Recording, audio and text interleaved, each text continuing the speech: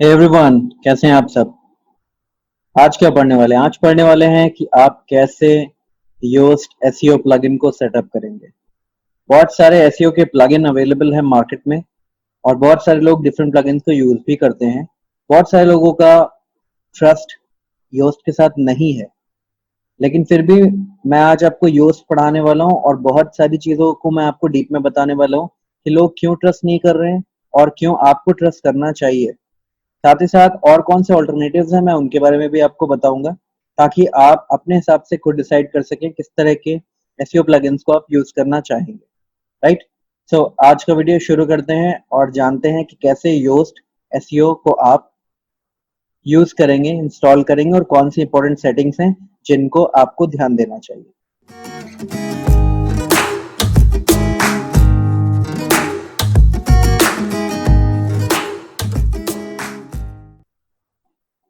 देखिए, सबसे पहले तो जब आप योस्ट इंस्टॉल करेंगे तो उसके लिए आपको वर्डप्रेस की वेबसाइट चाहिए। अगर आपके पास वर्डप्रेस की वेबसाइट नहीं है, कस्टम वेबसाइट है, तो आपको खुद ही पता होगा कि आप कैसे अपने मेटा, टाइटल, डिस्क्रिप्शंस ये सारी चीजों को सेट करेंगे। साइट में आप रोबोट्स कैसे लगाते हैं वो मैं आपको पिछले कुछ वीडियोस में बता चुका हूँ और भी बहुत सारी चीजें आने वाले वीडियोस में आपको पता चलेगी। राइट। तो आज बात करते हैं योस्ट प्लगइन के बारे में। देखिए, सबसे पहले तो मैं आपको बता दूं कि मार्केट में बहुत सारे डिफरेंट एसईओ के प्लगइन्स अवेलेबल हैं। इन इस तरह के प्लगइन्स को आप एसईओ चेकलिस्ट प्लगइन बोल सकते हैं।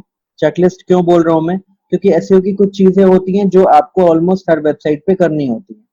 तो अगर आप उनकी एक चेकलिस्ट क्रिएट करेंगे हर बार और उनको नोटिफाई करेंगे तो आप कुछ चीजें भूल सकते हैं।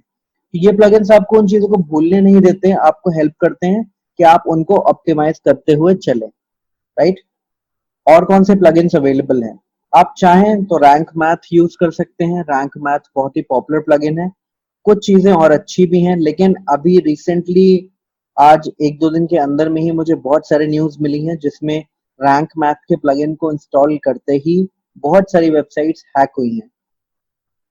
तो मैं फिलहाल आपको रिकमेंड अभी नहीं करूंगा रैंक मैथ यूज करने के लिए, वो बेहतर रहेगा आपके लिए। गूगल का एक और प्लगइन आता है जिसको बोलते हैं साइट किट, लेकिन जो योस्ट और रैंक मैथ आपकी साइट के लिए कर सकते हैं वो फिलहाल साइट किट आपको नहीं कर पाएगा, क्योंकि साइट किट दूसरे तरीके से काम करता है।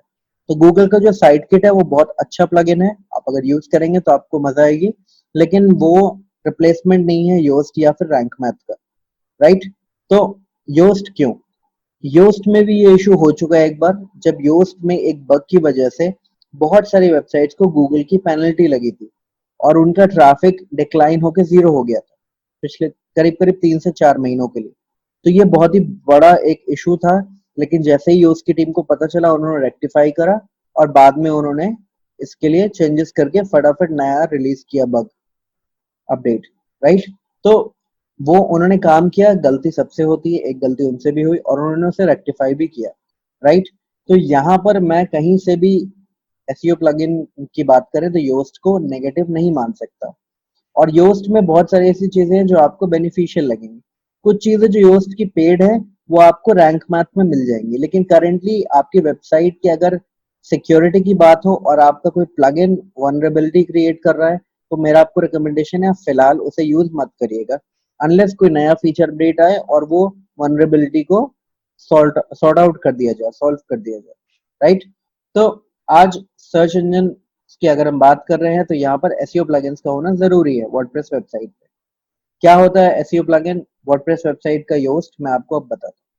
प्लगइन्स में जाना है आपको, यहाँ पर आपको एड न्यू पर जाना है। एड न्यू में जाने के बाद में आपको सर्च करना है योस्ट, YOAST। आपको यहाँ पर दिख रहा होगा योस्ट। राइट। सो आपको सिर्फ टाइप करना है योस्ट। योस्ट टाइप करते ही आपके पास में प्लगइन सामने दिख जाएगा आपको। आपको उस प्लगइन को इंस्टॉल करना है और उसके बाद मैं आपको बताता हूँ कि आगे की कॉन्फ़िगरेशन आप कैसे करेंगे। यहाँ पर देखिए incompatible with your version of WordPress दिखा रहा है, इसलिए क्योंकि मेरे पास अभी भी 4.9 वर्जन वर्डप्रेस का चल रहा है। बहुत बड़ा रीजन है उसका, क्योंकि मेरे कुछ प्लगइन्स कोड्स लगे हुए हैं जो 4.9 पे चलते हैं। अगर मैंने इसको अपग्रेड किया तो मेरे वो प्लगइन्स भी काम करना बंद कर सकते हैं, इस वजह से मैं फिलहाल अभी अपग्रेड नहीं करता हूँ। बाद में आगे मैं फ्यूचर में चल के अपग्रेड कर दूंगा। यहाँ पर देखिए योस्ट एसईओ है और नेक्स्ट में जिसकी मैं बात कर रहा था रैंक मैथ, वो प्लगइन आ रहा है। लेकिन रैंक मैथ पे काफी ज्यादा इश्यूज अभी 2-3 दिन के अंदर ही आए, इसलिए मैं आपको रिकमेंड नहीं कर रहा हूँ, फिर से कह रहा हूँ। तो योस्ट इंस्टॉल करने के लिए सिंपल तरीका है, इंस्टॉल नाउ बटन पे क्लिक करना है और एक्टिवेट कर देना। एक्टिवेट करते ही आपके डैशबोर्ड में यहाँ पर लेफ्ट हैंड साइड पे ये वाई का एक आइकन बन जाएगा, साथ में यहाँ एक टॉप पर भी वाई का आइकन बन जाएगा। आप इनमें से किसी में भी एक में जाके कॉन्फ़िगरेशन विजार्ड पर आपको सबसे पहले जाना चाहिए। This is the right place to go. अब कॉन्फ़िगरेशन विजार्ड में क्या क्या होता है वो मैं आपको बताता हूँ यहाँ पे फटाफट। राइट, देखिए ये बिल्कुल स्टेप बाय स्टेप प्रोसेस है, जो आपको बताता जा रहा है वो आपको करते जाना है। क्या सेटिंग्स है अब मैं आपको बता रहा हूँ, आपको याद रखने की भी जरूरत नहीं है, आप इस वीडियो को जब भी आपको इश्यूज हो आप दोबारा देख सकते हैं, तो आपको सेटिंग्स याद रहेंगी। Number one thing, please specify if your website is under construction और ऑलरेडी एक्टिव।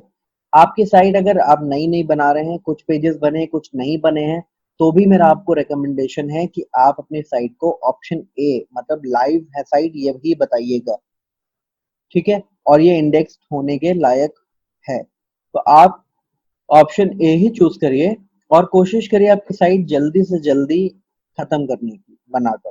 राइट, अगर आपको लगातार अपडेट्स करने हैं, चेंजेस करने हैं, वक्त लगेगा, तो भी आप इसको लाइव ही करिए।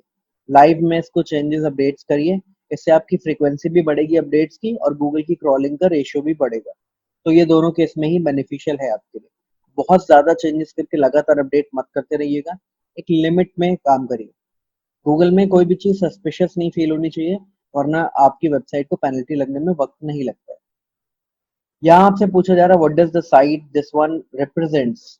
एक ब्लॉग है, एक ऑनलाइन शॉप है, न्यूज चैनल है, स्मॉल ऑफलाइन बिजनेस है, कॉर्पोरेशन है, पोर्टफोलियो है या समथिंग एल्स।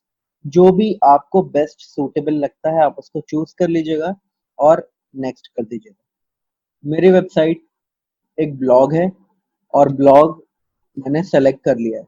राइट, नेक्स्ट है यहाँ पर ऑर्गेनाइजेशन है आपका कोई, या फिर आप एक इंडिविजुअल पर्सन है जिसने ये वेबसाइट क्रिएट करी। I am a person so I am currently using this profile, और जो भी मेरा होगा यहाँ पर मैं उसको सेलेक्ट कर लूंगा। आप देख सकते हैं यहाँ पर कितने लोगों ने यहाँ पर यूजर अकाउंट्स क्रिएट करने की कोशिश करी है पहले। तो ये जितने भी अकाउंट्स आपको दिख रहे हैं these are actually the people who tried to steal the information of the website. तो मैं इनमें से कोई भी यूजर सेलेक्ट नहीं कर रहा हूँ और मैं फिलहाल आगे बढ़ जा रहा हूँ। आपके वेबसाइट पे आप जब भी अपना वर्डप्रेस की साइट नहीं क्रिएट करेंगे तो आप अपना यूजर अकाउंट में जाकर और अपनी वेबसाइट का नाम, अपना नाम और अपना बायोग्राफी जरूर ऐड करिए। This is recommended. यहाँ पर आपके सामने है search engine should show post in search results. ये आपकी सर्च इंजन विजिबिलिटी के लिए इंपॉर्टेंट है। तो आपको यहाँ पर पोस्ट, पेजेस और माई टेम्पलेट्स तीन ऑप्शन इसलिए दिख रहे हैं क्योंकि मैंने एक यहाँ पर एलिमेंटर का प्लगइन भी इंस्टॉल कर रखा है। तो एलिमेंटर पे जो डिफॉल्ट टेम्पलेट्स होते हैं ये उन टेम्पलेट्स को इंडेक्स करने की बात कर रहे हैं। मुझे उन टेम्पलेट्स को इंडेक्स करने से कोई फायदा नहीं है क्योंकि वो पेजेस मेरे लाइव पेजेस नहीं है। तो मैं इनको नो कर रहा हूँ और बाकी पेजेस और पोस्ट को दोनों को यस कर रहा हूँ। दोनों इंडेक्स गूगल पे होने चाहिए। इसके बाद मुझे करना है नेक्स्ट। नेक्स्ट पेज पे आने के बाद में डज और will your site have multiple authors. अगर आपने यस किया, if you choose no, your author archives will be deactivated to prevent duplicate content. Yes किया तो यहाँ पर मेरे author archives नहीं होंगे deactivate, और author के जो pages create होंगे और जो article के pages होंगे उन दोनों को copy मान लिया जाएगा, क्योंकि content दोनों में same होगा लेकिन वो author के थ्रू आ रहा होगा। मान लीजिए आपने एक आर्टिकल लिखा है तो आपके नाम के URL के साथ भी वो आर्टिकल आएगा, और वो जनरली अगर कोई वेबसाइट स्लैश URL करता है एंटर तो भी आएगा। उस केस में मेरा आपको हमेशा रिकमेंडेशन है आप नो करिएगा। नो करने से ये ऑथर आर्काइव्स डीएक्टिवेट हो जाएंगे और आपके वेबसाइट पे कॉपी कंटेंट का इशू नहीं आएगा। मैं नो करता हूं और नेक्स्ट कर देता हूं। यहाँ पर वेबसाइट का नाम आप एंटर करिए टाइटल सेटिंग्स के लिए, और ये आपके टाइटल सेपरेटर्स हैं। मेरा आपको सजेशन है आप यहाँ पर वेबसाइट का नाम एंटर मत करिए, उसकी कोई जरूरत नहीं है। और टाइटल सेपरेटर जो आपको बाय डिफॉल्ट सेलेक्ट करके मिल रहा है आप इसी को छोड़ दीजिए। ये क्या होता है बेसिकली टाइटल सेपरेटर, आपका जो टाइटल आप लिखोगे आपके आर्टिकल्स के साथ में या पेजेस के साथ में, उसके आगे एक हाइफन लग जाता है। तो हाइफन कितना बड़ा वाला लग रहा है वो आप डिसाइड कर सकते हो यहाँ से। Right, so this is the now newsletter section. Newsletter चाहिए तो अपनी ईमेल आईडी एंटर कर दीजिए, नहीं चाहिए तो मूव कर दीजिए and click on next. Now ये आपसे कुछ अपग्रेड्स के लिए बातें कर रहे हैं, don't worry, you can obviously choose to go next and you have done it. So things are done now. For the basics, it's all set up. Basic चीजें हो चुकी है. Now let's come to the main part, जहां से अब आपको बहुत सारे चेंजेस दिखेंगे. अब आपको कुछ इंपॉर्टेंट सेटिंग्स यहाँ से समझने की जरूरत है. नंबर वन, मैं एक एक करके ऑप्शंस पे आऊंगा. पहले मैं यहाँ से चलता हूँ. डैशबोर्ड पे हमें एसईओ सेटिंग्स कॉन्फ़िगर्ड हो गई है हमारी कॉन्फ़िगरेशन विजार्ड के थ्रू. यहाँ पर देखिए कुछ चीजों को मैंने म्यूट कर रखा है. Upgrade WordPress to the most recent version, जो अभी नहीं है मेरा, तो ये प्रॉब्लम दिखा रहा है मुझे. नोटिफिकेशंस, यहाँ पर कुछ नोटिफिकेशंस दिखा रहा है कि स्कीमा एंड नॉलेज ग्राफ का जो इन्फॉर्मेशन है वो आप कहाँ से अपडेट करोगे, वो यहाँ पर है. इसके अलावा text link outer feature introduce in Yoast is currently disabled.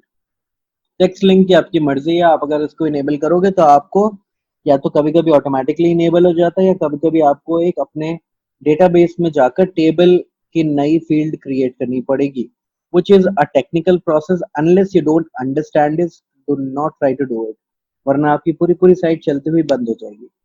तो आपको वो प्रॉब्लम्स फेस करनी पड़ सकती है. Make sure you should not do that, right. तो आप इनको फिलहाल इग्नोर करके आगे फीचर्स पे आइए. क्या फीचर्स में क्या है? एसईओ एनालिसिस, मतलब हमें एसईओ के एनालिसिस का बॉक्स चाहिए. दैट्स राइट, तो ऑन करिए. रीडेबिलिटी एनालिसिस, मतलब आपकी आर्टिकल में रीडेबिलिटी का क्या रेशियो है, किस तरह से यूजर उसको इंटरेक्ट करेगा, पढ़ पाएगा या नहीं पढ़ पाएगा, वो रीडेबिलिटी एनालिसिस में आता है. कॉर्नर स्टोन कॉन्टेंट का मतलब होता है, मान लीजिए आपने एक आर्टिकल लिखा और उससे रिलेटेड मल्टीपल आर्टिकल्स और लिखे, तो जो आपको मेन आर्टिकल होगा जिससे रिलेटेड और आर्टिकल्स आप लिख रहे हो, वो एक कॉर्नर स्टोन आर्टिकल होगा. तो ये कॉर्नर स्टोन कॉन्टेंट आप जब भी कोई आर्टिकल लिखोगे तो उसको सेलेक्ट करके बना सकते हो, right. It's a main category article of the subcategories of similar topics. Text link counter, कितने टेक्स्ट लिंक आप पर्टिकुलर किसी यूआरएल में दे रहे हो वो काउंट करके आपको बताएगा. एक्सएमएल साइट मैप्स ऑन है. यहाँ राइट इंटीग्रेशन बताता है कि आपकी साइट एक्चुअली इंडेक्स होने लायक है या नहीं है. Admin bar menu, security and no advance settings for authors, ये सारी चीजें फिलहाल ऑन कर रखी हैं. इसको सेव चेंजेस पे कर दीजिए. That's all. वेबमास्टर टूल्स, यहाँ देखिए this is a very important setting. आपको जनरल के अंदर ही ये मिलती है वेबमास्टर. मैंने आपको बताया भी था पहले भी लास्ट वीडियो में, जब आपको मैंने गूगल सर्च कंसोल वेरीफाई करने के लिए बताया था. आप यहाँ से बायदू, which is a Chinese giant search engine, China में बायदू चलता है, वहां पर गूगल वगैरह नहीं चलता है. तो आप अगर चाइनीज लैंग्वेज में आपकी साइट है तो आप बायदू वेरिफिकेशन यहाँ से कर सकते हैं. Bing verification is something which I will recommend you to do, क्योंकि बिंग से भी एक्स्ट्रा ट्रैफिक आता है. गूगल वेरिफिकेशन कोड तो आपको करना ही करना है, बिना उसके तो आपको विजिबिलिटी ही नहीं दिखेगी. और यांडेक्स भी एक ब्राउजर है जिससे आपको ठीक ठाक ट्रैफिक आ सकता है. तो मेरा आपको रिकमेंडेशन है, आप यांडेक्स पे भी वेरीफाई कर सकते हैं. तो आपको करना कुछ नहीं, ये जो लिंक्स आपके सामने दे रहे हैं सबके, आप इन पे एक एक बार क्लिक करके उनके पेजेस पे जाके और अपने वेबसाइट्स को ऐड करके वेरीफाई कर सकते हैं. सिंपल होता है, ज्यादा प्रोसेस कॉम्प्लिकेटेड नहीं है. मैंने आपको लास्ट वीडियो में दिखाया भी होगा. यहाँ पर देखिए सर्च अपीयरेंस पे चलते हैं.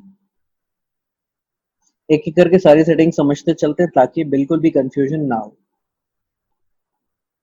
ये बहुत इंपॉर्टेंट सेटिंग्स हैं, बहुत ध्यान से देखिएगा और समझिएगा.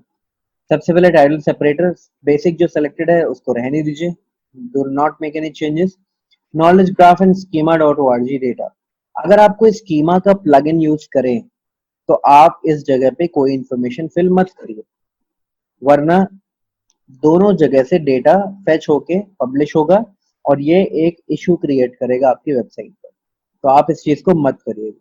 अगर आप ऑलरेडी कोई यूज कर रहे हैं स्कीमा का प्लगइन, अगर आप मुझसे पूछेंगे रिकमेंडेशन तो मैं रिकमेंड करूंगा स्ट्रक्चर्ड मार्कअप के नाम से प्लगइन आता है जिसको आप यूज करिए, राइट. बाकी की चीजें मैं आपको जब मार्कअप की बात करेंगे तो मैं आपको बताऊंगा कैसे करते हैं. यहां से कंटेंट टाइप्स पे आते हैं. जो भी चेंजेस करिए प्लीज उसको सेव करते चलिएगा, नहीं तो आपको बहुत ज्यादा दिक्कत होगी. अब यहाँ पर कंटेंट टाइप में है आपका पोस्ट यूआरएल्स के लिए. पोस्ट के लिए show post in search result, yes. Date in snippet preview, देखिए डेट दिखाने का एक बहुत बड़ा फैक्टर है. अगर मान लीजिए आपका आर्टिकल 2 साल पहले अपडेट किया आपने और उसके बाद 2 साल तक उसमें कोई चेंजेस नहीं किए, तो जब भी कोई गूगल पे सर्च करेगा और अगर आपका आर्टिकल रैंक हो रहा होगा, तो साथ में यहाँ पर अगर इसको आपने शो किया तो डेट भी दिखाएगा। डेट दिखाने का मतलब है कि 2 साल पुरानी डेट अगर किसी को दिखती है तो that's a very common feature of a mind कि वो देखते ही कि ये आर्टिकल बहुत पुराना है, उस पर क्लिक ही नहीं करेंगे। आपका सीटीआर ये डिक्लाइन कर सकता है। तो अगर आप अपने कंटेंट को रेगुलरली अपडेट करते हैं, which you should be doing, तब आप इसे ऑन करिए, वरना आप मत करिए। Yoast SEO meta box, show, hide, इसको शो रखना है। कभी भी पोस्ट के नीचे आपको एक मेटा बॉक्स चाहिए होगा जिसमें आप अपनी वेबसाइट का मेटा टाइटल, डिस्क्रिप्शन, कीवर्ड ये सब ऐड कर पाए, तो इसको शो करना जरूरी है। इसके नीचे आपका SEO title, Meta description by default अगर आप कुछ ऐड करना चाहें तो यहाँ पर आता है, जो मैं आपको रिकमेंड नहीं करूंगा कि आप यहाँ पर कुछ भी ऐड करिए। इसको नेचुरली रहने दीजिए। हर पेज के नीचे आपको एक बॉक्स मिलेगा योस्ट का, वहां से आप इसको चेंज कर सकते हैं। इसके बाद आपका पेजेस की सेटिंग्स होती हैं। पेजेस में भी सेम चीज रहेंगी। आप ये डेट स्नाइपर प्रीव्यू का आपकी मर्जी के हिसाब से ऑन या ऑफ कर सकते हैं। जहां पर भी कुछ भरना नहीं है। माई टेम्पलेट्स आपको दिख रहा है, एलिमेंटर लाइब्रेरी के टेम्पलेट्स हैं, आप इनको नो ही रखिए, इनको यस नहीं करना है। ठीक है, सब कुछ करने के बाद save changes, your work is done.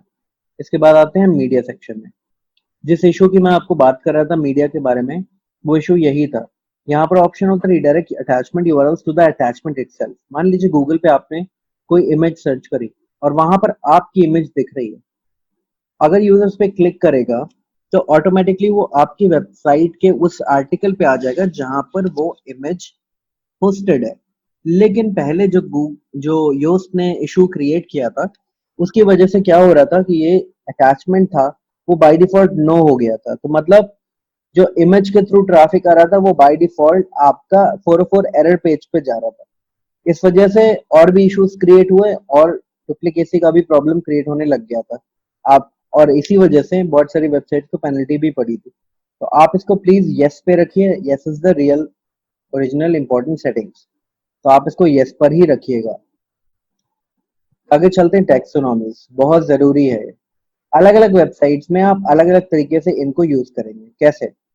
Category, category URLs कब इंपॉर्टेंट है? कैटेगरी आपको तब चाहिए जब या तो आप एक न्यूज वेबसाइट है जहां पर कैटेगरीज बहुत ज्यादा मैटर करती हैं, या तो आप एक ई कॉमर्स वेबसाइट है जहां पर बहुत सारे मल्टीपल कैटेगरीज में यूजर्स प्रोडक्ट ढूंढ रहे हैं, तो उन्हें मल्टीपल कैटेगरीज की यूआरएल्स भी चाहिए सर्च रिजल्ट्स में। उसी केस में आप इनको ऑन करिए, अदरवाइज इनको ऑफ रखिए। तो ये नो पे है। इसके नीचे टैग्स, टैग्स अगर आप ऑन करते हैं इंडेक्स में, इंडेक्स रिजल्ट्स में, गूगल के सर्च में अगर टैग्स आपके इंडेक्स हो रहे हैं तो you are going to invite a penalty from Google. तो आप इसको नो पर ही रखेंगे। It is a very crucial step. No रखिएगा, यस कर दिया तो पेनल्टी के लिए तैयार रहिए। Third one is format, post format, आप इसको भी डिसेबल ही रखेंगे, जरूरत नहीं है। Category URLs, remove the category prefix. मान लीजिए आपका एक यूआरएल है www.imshashank.com स्लैश कैटेगरी का नाम स्लैश आपका प्रोडक्ट। तो ये जो यूआरएल है ये लंबा होता है और एसईओ पर्सपेक्टिव से ठीक भी नहीं है। आप इसका ऑप्टिमाइजेशन ठीक से नहीं कर पाएंगे क्योंकि बहुत ज्यादा लंबा हो जाता है और कीवर्ड आपका बहुत लास्ट में आ रहा होता है, तो आपको उसका बेनिफिट कम मिलता है। उस चीज के लिए आप हमेशा इसको रिमूव पे रखिए तो बेहतर रहेगा आपके एसईओ पर्सपेक्टिव से। आपका यूआरएल स्ट्रक्चर्ड हो जाएगा।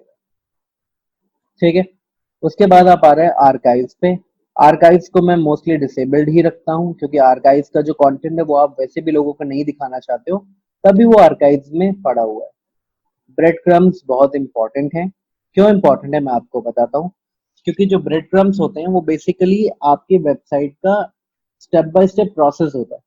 कैसे होता है? मान लीजिए आप किसी वेबसाइट पर जाते हैं, राइट, और उस वेबसाइट पे जैसे आप फ्लिपकार्ट पे जाते हैं, फ्लिपकार्ट पे जाने के बाद में आप कोई सी प्रोडक्ट को सेलेक्ट करके क्लिक करेंगे तो आपको उस प्रोडक्ट के पेज पे ऊपर एक छोटा सा डायरेक्शनल स्ट्रक्चर बना होता है जिसमें वेबसाइट फ्लिपकार्ट, उसके आगे होम के बाद आपका जो भी कैटेगरी है उसके अंदर सब कैटेगरी, उसके अंदर सब प्रोडक्ट, फिर आपका प्रोडक्ट।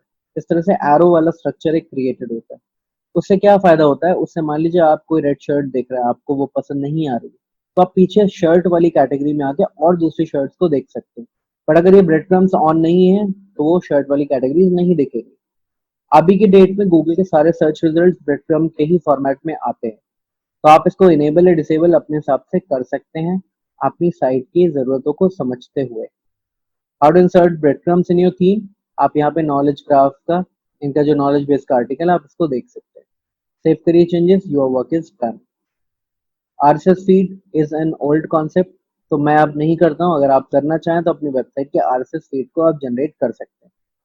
उसके लिए आपको आरएसएस फीड की वेबसाइट पर जाना पड़ेगा। तो ये आपकी एसईओ की सेटिंग्स होगी योस्ट की सर्च अपीयरेंस वाले सेक्शन में। चलते हैं सर्च कंसोल। ये सारी सेटिंग्स बहुत जरूरी हैं, अगर आप इनको गलत करेंगे तो आपकी साइट पर प्रॉब्लम्स हो सकती हैं, और डिफरेंट सिनेरियो की साइट्स में डिफरेंट सेटिंग्स काम करती हैं। तो आपको सोच समझ के ही लॉजिकल तरीके से किसी भी सेटिंग को सेलेक्ट करना है। देखिए, गूगल ने अपना डिसकंटिन्यू कर दिया क्रॉल एपीआई, तो इस वजह से अब यहाँ पर कोई भी अगर मेरे किसी डेस्कटॉप पे या स्मार्टफोन में या फीचर फोन के वर्जन में वेबसाइट के कोई एरर आता है तो अब यहाँ पर नहीं दिखता है। उसके लिए हमें सीधे गूगल सर्च कंसोल के अकाउंट में जाना पड़ता है। गूगल सर्च कंसोल का जब मैंने आपको वीडियो दिखाया था, तो उस वीडियो में मैंने आपको क्लियरली दिखाया भी था कि एरर्स कहाँ से आ रही हैं और कौन सी नई चीजें गूगल ने इम्प्लीमेंट कर दी हैं नए अपडेट्स के नाम पर। तो वो सारी चीजें आप वहां से अब कर सकते हैं, यहाँ पर आपको इसका ऑप्शन नहीं मिलेगा। डेस्कटॉप या आपका स्मार्टफोन का डेटा होगा, सेम होगा, कोई अंतर नहीं आएगा उसमें भी। और इसके अलावा आपका फीचर फोन का भी डेटा सेम होगा। कहीं पर भी आपका कोई भी डेटा यहाँ पर नहीं शो करेगा क्योंकि एपीआई डिसकंटिन्यू हो गई है, कनेक्शन स्ट्रिंग टूट गई है। लास्ट में आपका सेटिंग्स। देखिए यहाँ सेटिंग्स में क्या हो रहा है, मेरी करंट प्रोफाइल ये है imshashank.com। अगर मैं गूगल सर्च कंसोल से फिर से रीऑथेंटिकेट करना चाहता हूँ, मतलब फिर से वेरीफाई कराना चाहता हूँ, तो मुझे यहाँ रीऑथेंटिकेट पे क्लिक करना पड़ेगा। आपको फर्स्ट टाइम ऑथेंटिकेट का ऑप्शन आएगा, एक छोटा सा कोड आएगा, छोटा तो नहीं होता, वो बहुत लंबा कोड होता है। आपको उस कोड को कॉपी करना है और यहाँ पर एक बॉक्स आएगा, उसमें पेस्ट कर देना होता है। बस इतना सा काम है और आपको इन सेटिंग्स को सेव कर देना है। बस यहाँ पे आपका एसईओ का प्लगइन का काम खत्म। सोशल में आपके सोशल प्रोफाइल्स आप ऐड कर सकते हैं। ऐड करने का फायदा है क्योंकि अब कभी कभी गूगल इन सोशल प्रोफाइल्स को भी अपने फीचर्ड स्नाइपर सेक्शंस में दिखा देता है। Your website is currently configured to represent a person, तो मैं यहाँ पर सोशल प्रोफाइल्स अपनी ऐड नहीं कर सकता। अगर मैं इसको कंपनी और ऑर्गेनाइजेशन चेंज कर दूंगा तो मैं यहाँ पर सोशल प्रोफाइल्स ऐड कर सकता हूँ। राइट, तो आप अपने हिसाब से चूज करिए अकाउंट्स, फेसबुक, ट्विटर, लिंक्डइन, और आपको यहाँ से ऐप आईडी और इमेज यूआरएल चूज करना पड़ेगा। राइट, इसके आगे टूल्स, प्रीमियम कोर्सेज, ये सारी चीजें बेसिक्स हैं, आप इनका यूज नहीं करते इस टूल के अंदर। जब भी कोई आप नया पेज या पोस्ट क्रिएट करेंगे, पेज या पोस्ट, तो ऐड न्यू पे आपके क्लिक करते ही एक आर्टिकल का सेक्शन खुल जाएगा जहां पर अपना आर्टिकल पब्लिश कर सकते हैं। आप नीचे स्क्रॉल करके जाएंगे तो योस्ट एसईओ के नाम से एक बॉक्स भी मिलेगा। उस बॉक्स में अब आपको सारी अपनी ऑन पेज वाली एसईओ की सेटिंग्स करनी होती है। जैसे अगर मैं इस पेज पे आता हूँ तो यहाँ पर ये योस्ट एसईओ का बॉक्स मिलेगा। यहाँ एसईओ, रीडेबिलिटी और सोशल के नाम पे 3 डिफरेंट टैब्स मिलेंगे। आपको इन टैब्स का यूज करना पड़ेगा। राइट, कैसे यूज करते हैं वो मैं आपको आने वाले अगले वीडियोस में बताऊंगा। Right, so that's all from my side for the Yoast settings. ये सेटिंग्स बहुत इंपॉर्टेंट थी, इस वजह से मैंने इस वीडियो को बनाया। अदरवाइज इस प्लगइन को आप भी इंस्टॉल आसानी से कर सकते हैं, बट किस सिनेरियो में कौन सी सेटिंग्स काम करेंगी इसको समझना बहुत जरूरी था, तभी ये वीडियो आपके लिए क्रिएट किया गया। होपफुली ये वीडियो आपके लिए अच्छा होगा। अगले वीडियो के लिए कल मिलते हैं।